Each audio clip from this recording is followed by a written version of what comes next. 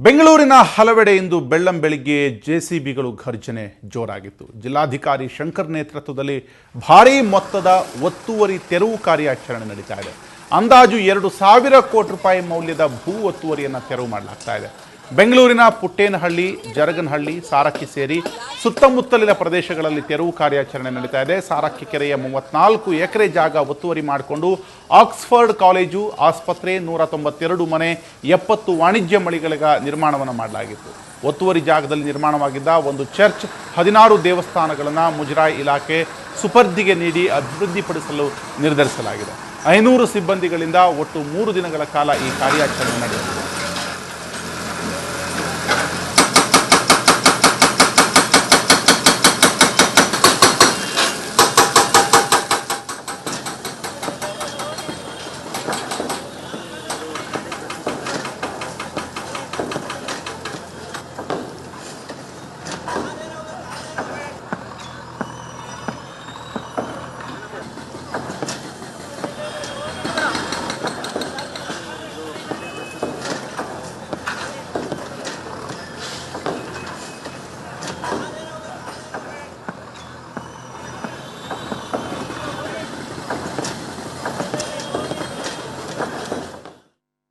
ಈ ಕುರಿತಾಗಿ ಇನ್ನಷ್ಟು ಮಾಹಿತಿಯನ್ನು ಪಡೆಯೋಣ. ಸ್ಥಳದಿಂದಲೇ ನೇರ ಸಂಪರ್ಕದಲ್ಲಿದ್ದಾರೆ ನಮ್ಮ ಪ್ರತಿನಿಧಿ ನಂದಿನಿ. ಇವತ್ತಿನ ಬೆಂಗಳೂರಿನ ಹಲವೆಡೆ ಜೆಸಿಬಿಗಳ ಘರ್ಜನೆ, ಅದರಲ್ಲಿಯೂ ಕೂಡ ಈ ಪುಟ್ಟೇನಹಳ್ಳಿ ಕೆರೆ ಸಮೀಪ ಇರುವಂತಹ ಸಾಕಷ್ಟು ದೊಡ್ಡ ಮೊತ್ತದ ಒತ್ತುವರಿಯನ್ನು ತನ್ನ ವಶಕ್ಕೆ ಪಡೆದುಕೊಳ್ತಾ ಇರುವಂಥದ್ದು.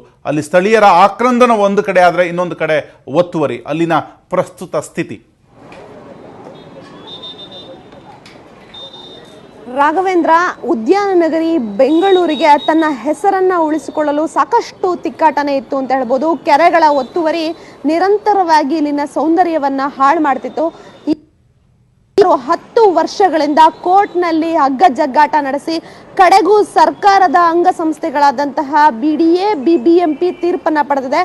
ಅದು ಪುಟ್ಟೇನಹಳ್ಳಿ ಕೆರೆ ಸುಮಾರು 84 ಎಕರೆ ಜಾಗದಲ್ಲಿ 34 ಎಕರೆ ಜಾಗವನ್ನ ಒತ್ತುವರಿ ಮಾಡಲಾಗಿತ್ತು.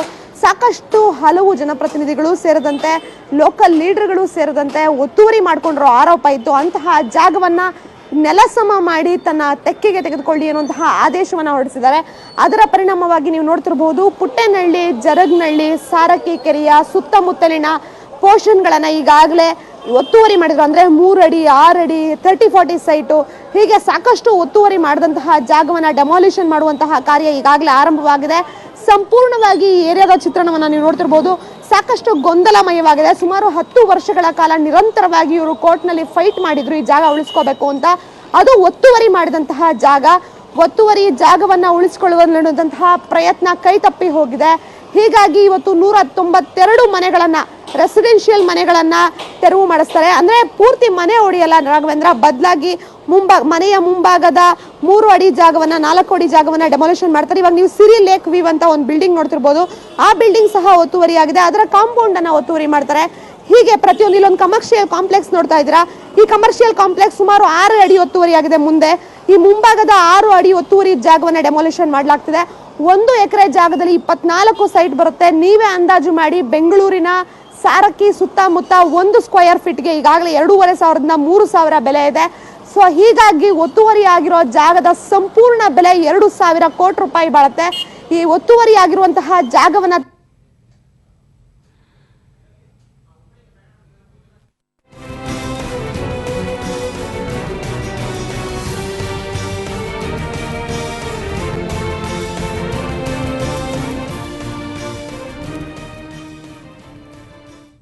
ಕಮರ್ಷಿಯಲ್ ಸ್ಪೇಸ್ ಇರುವಂತಹದ್ದು. ಇನ್ನು 16 ದೇವಸ್ಥಾನಗಳು, ಒಂದು ಚರ್ಚ್ ಬರುತ್ತೆ. ಆ ಜಾಗವನ್ನ ಮುಜರಾಯಿ ಇಲಾಖೆಗೆ ಶಿಫ್ಟ್ ಮಾಡಲಾಗಿದೆ.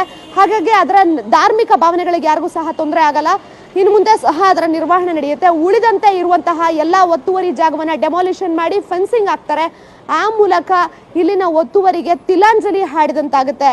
ರಾಘವೇಂದ್ರ, ಇದರ ಸಂಪೂರ್ಣ ಜವಾಬ್ದಾರಿಯ ನೇತೃತ್ವವನ್ನು ಜಿಲ್ಲಾಧಿಕಾರಿಯಾದಂತಹ ಶಂಕರ್ ಅವರು ವಹಿಸಿದ್ದಾರೆ.